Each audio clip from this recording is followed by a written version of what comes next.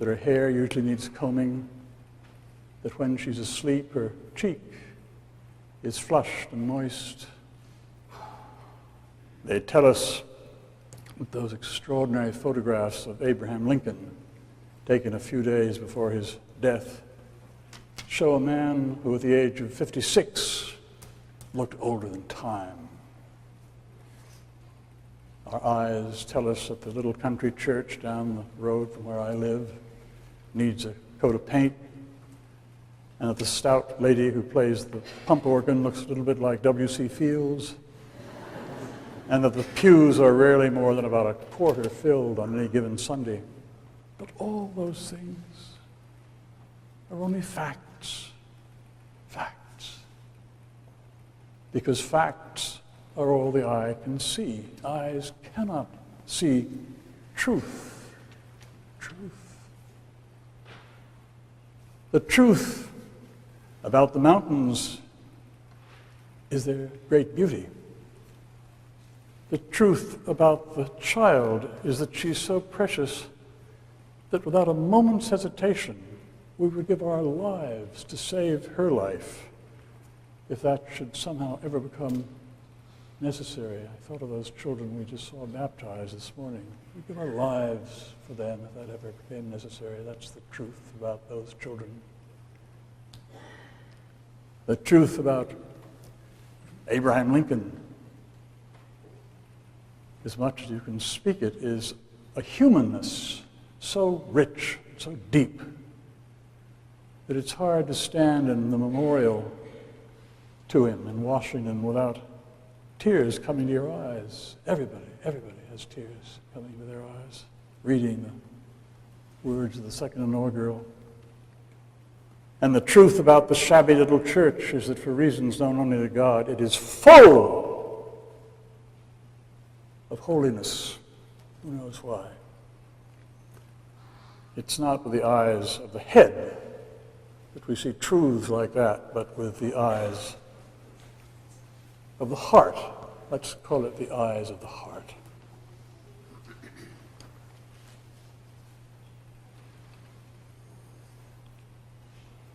Eight days after Jesus' first appearance to the disciples, John says, Jesus came back to them again in the same room, and this time Thomas was with them. Again, Jesus said, "Shalom, shalom," to them.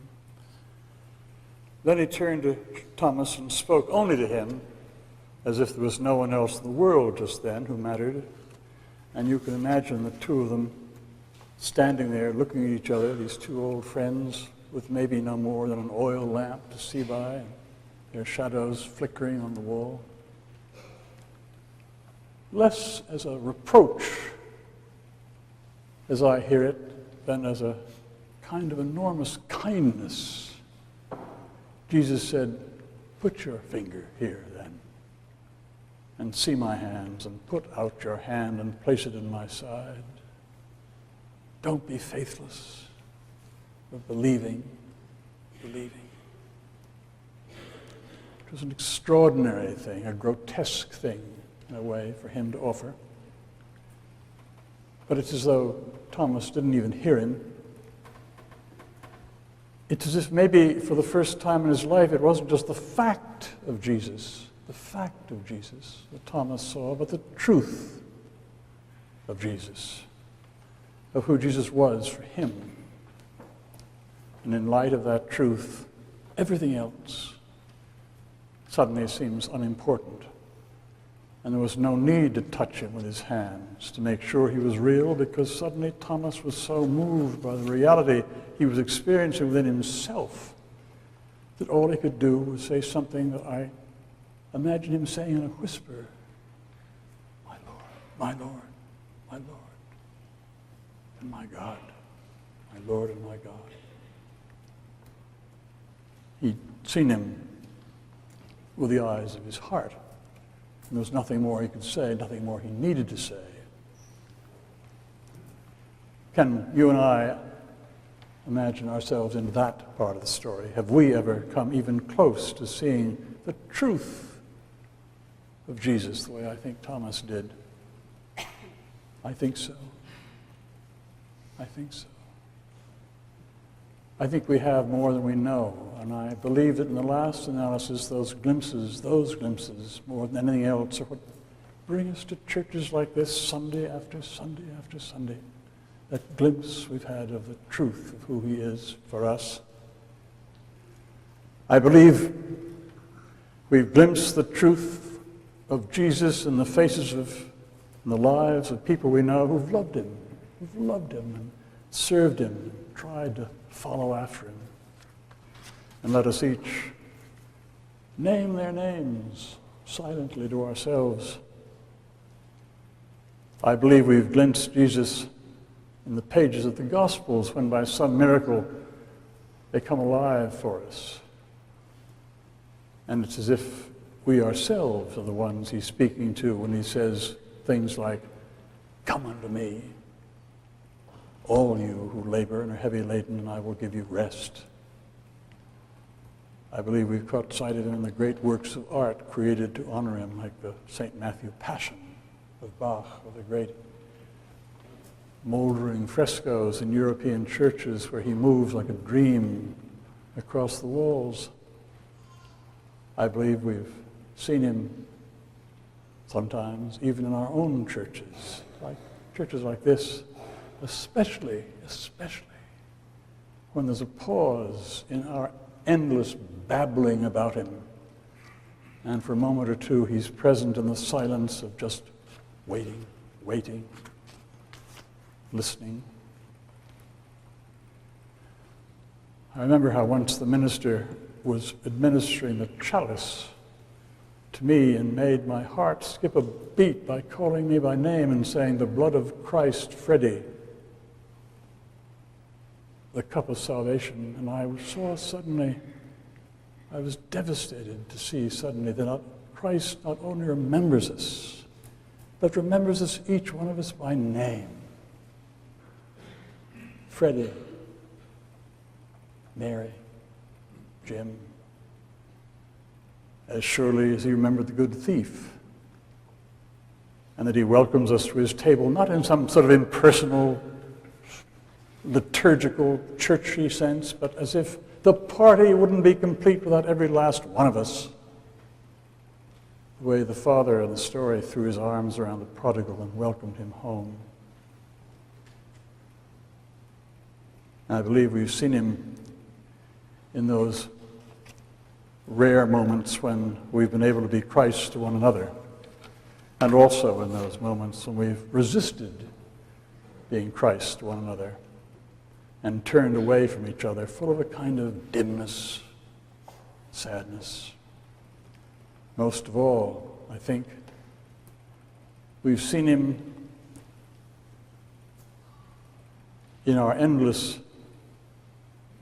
longing for him, even when we didn't really know who we were longing for.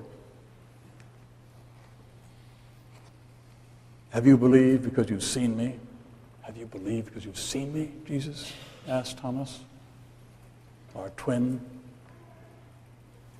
And my guess is that Thomas believed not because of what his eyes had seen, but because of what his heart had seen. With his eyes, he'd seen only Jesus, the son of Joseph and Mary, a man much like any other man, so many inches high, so many pounds in weight, hair this color, eyes that color.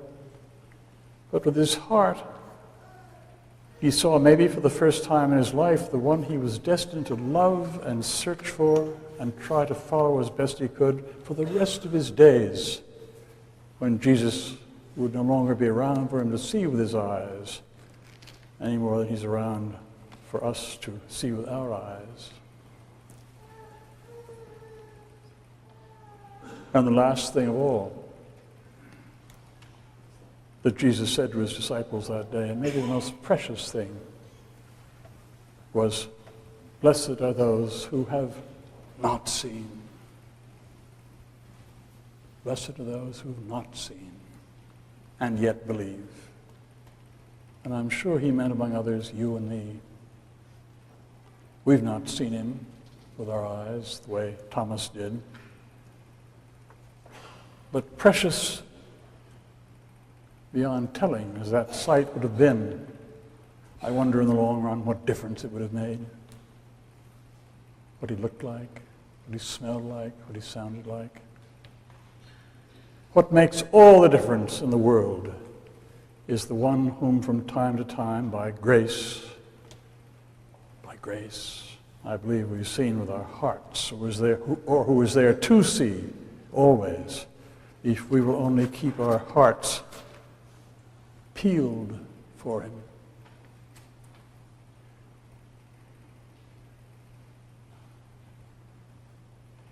To see him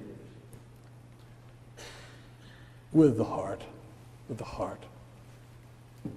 is to know in the long run his life is the only life worth living. As simple as that. His life is the only life worth living. To see him with the heart is not only to believe in him, but little by little to become bearers to each other of his life until finally we come alive within ourselves. To see him with the heart is to take heart. Wonderful phrase. To see him with the heart is to take heart, to grow true hearts, brave hearts at last. That is my dearest hope and prayer for you, and also for me. Amen.